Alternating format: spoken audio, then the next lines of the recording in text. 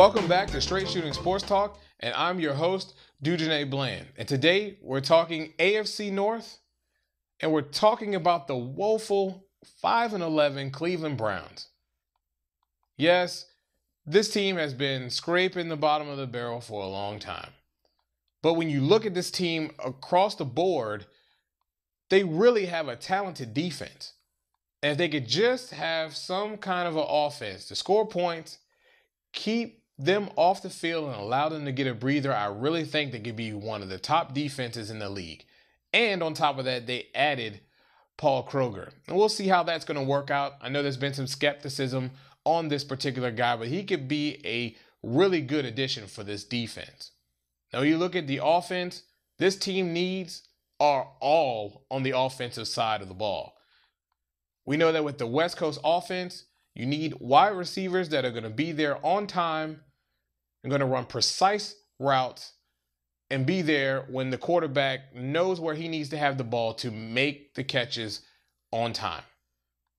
And this receiving core can do neither. They can't catch and they can't run precise routes. Now, it makes Brandon Weeden look bad, a guy who I think is a quality quarterback. You look at the receiving core, you have Greg Little, a complete bust. Guy can't run a route or can't catch a ball to save his life. You have a guy in Gordon who really has been quite a target to show that he's been a pretty solid or could be a pretty solid number 3 or number 4 guy, but he's really not a guy who's really on top of it as being precise and being there on time for Brandon Weeden. Now, Muhammad Massaquoi, great guy and seems to be a hot target for Brandon Weeden, but the guy is like softer than a Pillsbury Doughboy, and he spends most of his time being injured. Along with other guys in Cooper, who's a great guy, but is as soft as tissue paper. I mean, they stay injured all the time. This team needs a number 1 wide receiver, and that has to be the top priority for them in this draft. If they can get a number 1 wide receiver, these other guys can slowly but surely get it down and be able to be complimentary for Brandon Weeden. Now, they have a great running back in Trent Richardson, but they need to get a complimentary back. This guy can't be your workhorse and can't continue to take the pounding that he's taking game in and game out. You're going to wear him out and you're going to use him up before his time.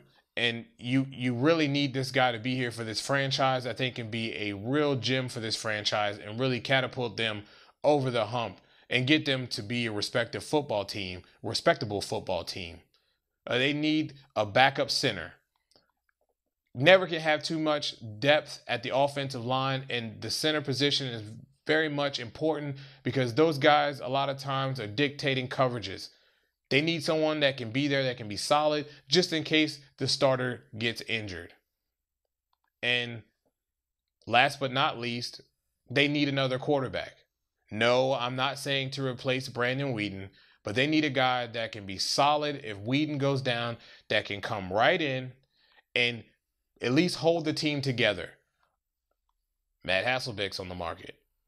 There's other guys that are quality guys that are on the market that can be good substitutes for a time being and carry your football team as your quarterback who may suffer a bump or bruise, be out for a few games, can come in and help you win a few games. So those are the needs that this team needs, and it's all on the offensive side. And really that's great for them. You know, they have a lot of young talent. Now we have to start getting guys in there that can actually get the job done and start weeding out these guys that just aren't cutting the cheese. Simple as that. Then we can stop laughing at the Browns and they'll start being a respectable team that can be able to compete in this division. And maybe one day we'll get a division title.